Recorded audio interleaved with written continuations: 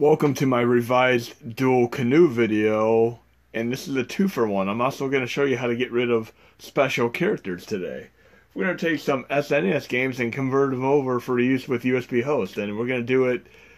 It's going to be a little bit technical, but I'm going to make it as easy as possible for you guys and gals to understand. So right now, I have a working folder that I already put together, and I made an SNES folder. I have my games, I have my art, and I have a test folder. Right now I'm going to go into my games folder, and I'm going to just select them all. And I'm going to extract them to my test folder. While those are doing that, I'm going to also copy the art over. I'm going to multitask here. Going into my art folder. And I'm going to copy all the art to the same directory. My test directory. I'm going to select that same directory. And these are the ones that are being extracted right now. I'm always multitasking. Test folder. And a very, very nice thing, if you have artwork and the ROM names generally the same name, when you add them via Hacksheet 2, they're going to auto-add the art for you. But we have special characters here, and we're going to get rid of these pesky things. I'm going to open up this program, and I'm going to include it in my course set tomorrow.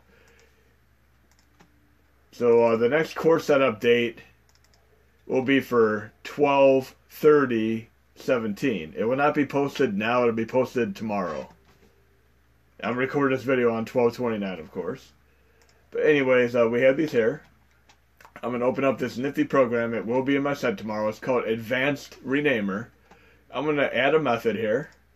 I'm going to go to List Replace. And the most common things that we want to get rid of would be the parentheses. So I'm going to remove the left parentheses. And I'm going to replace it with blank. Then I'm going to remove the right parentheses.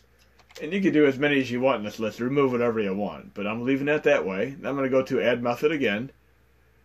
I'm going to put Add. And this is how I'm going to add my prefix here. I'm going to have my SNES space hyphen space. So having that will add the prefix to the games. Now I got to go to the directory, which would be the test directory over here. I'm going to right click on that and click Add Selected.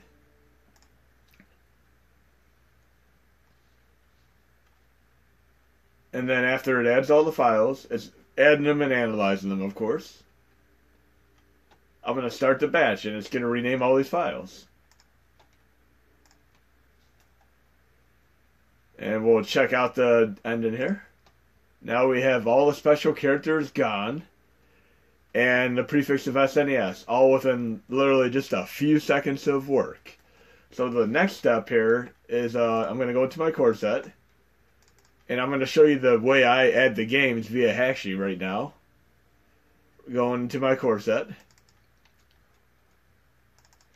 And it's already in my past couple updates, but going into the extras USB host folder, you're going to want to use this Hacksheet 2 Danaman 827 linked export. So I copy that to my flash drive, like so. And then I extracted it right here. It just has to be on the flash drive. You do not need to have it in the Hacksheet directory. Have it just in the root of your flash drive. You go into it, and you would have to copy your dump folder over, folder images, you know, them are the main things. But then I'm opening up Hacksheet. And here's where it's going to get just a little trickier. This is the Canoe bypass in action now. These are some games that I added, but I'm going to delete those. I'm going to settings. I'm going to have folders off for now, because I just want to stick to my 60 games per directory. And one thing to note is when you add games, you can have compressed games when added when you have generally like cartridge-based systems like Sega Genesis, Super Nintendo, Atari 2600, and so on. But disable it completely when you're adding games like TurboGrafx CD, PlayStation 1, Sega CD, Sega Saturn. So right now I'm adding just cartridge-based Super Nintendo games, so I'm going to leave it as compressed games add. And on top of that, I'm changing my console type from SNES to NES. This is going to bypass the Canoe conversion. I'm going to make sure I have the same settings.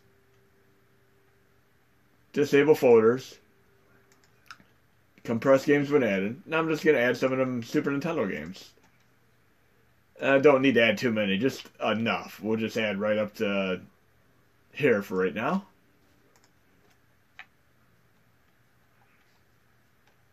And it's adding them. And I'm going to open up this other program in my core set. The one that I posted the other day. In a USB host folder. The one called Find and Replace. So you're going to open that program next. And I have it right here. We're looking at the command line here for these games. And where it says US Share Games, the NES Catchy is not what you want to have in there. That's basically what makes it an NES command line. So we're going to want to remove the NES Catchy with one extra / and go to that directory, which I already have there. I'm going to put replace. And one thing to note is I'm using the NES right now.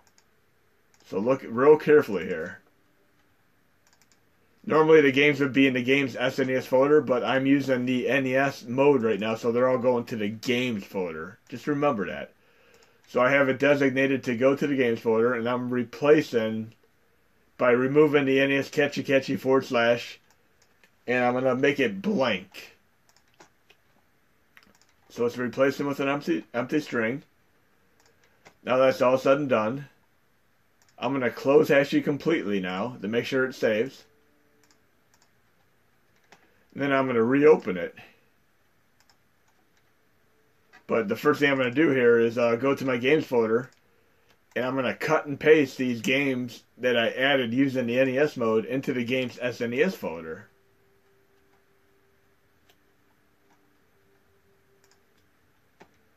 Then I'm going to reopen Hashy. And I'm going to switch the system to SNES. Look, they're not Canoe games. They're all what they should be, and I do not have the NES Catchy. Now, you can highlight the games and select them all, and just hold the left shift key, and you'll be able to highlight them all in blue. And then if you tap any of these little boxes, while they're highlighted in blue, you're going to highlight all of them. Now, the next thing I'm going to do is hold down the left shift key, and click Synchronize Select the Games with the SNES Mini. But before you do that, you're going to need to go into USB host, Hashy, games folder, and make sure it is completely empty. When you do this mode, you want it to be empty. It's best to do it that way. So I'm holding left shift, synchronize and select the games with the NES SNES Mini. Then I'm going to select the USB host flash drive.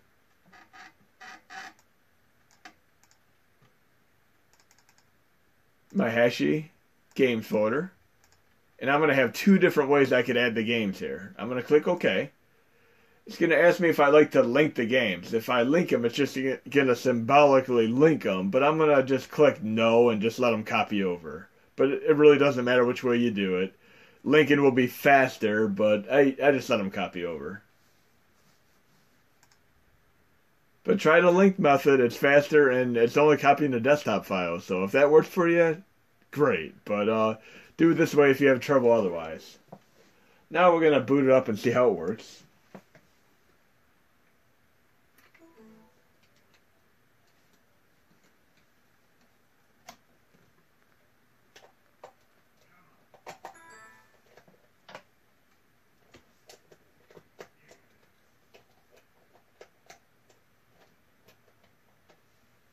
Now we're booting up and we're going to see if the renaming with the prefix and the special character removal and the conversion bypass for Canoe worked. Okay, we have our games here.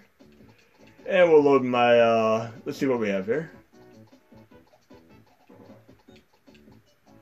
I will load my favorite game of all time, Three Ninjas Kick Back. And we're running with SNES 9X, no problem. But I hope you enjoyed the video and you could convert the entire SNES Classic set the entire SNES set extremely easily. And what I would recommend doing is do each set at a time into the NES folder, and then convert them over, and then cut and paste them to the SNES folder. That's the way to do it. Super easy.